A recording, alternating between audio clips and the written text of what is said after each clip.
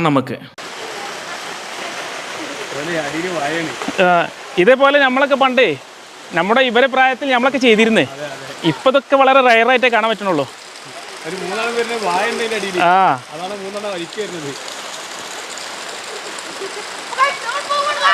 നിങ്ങൾ പോവാണേ? നീന്തറിയില്ല? ആ അവരെ ഹാപ്പി നോക്കിങ്ങള്. ഈ പ്രായത്തിലൊക്കെ പറ്റുള്ളൂ ഇട്ടത്.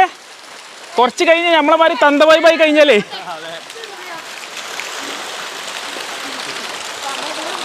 പൊളിക്ക് അവിടെ താഴെ എത്തൂല.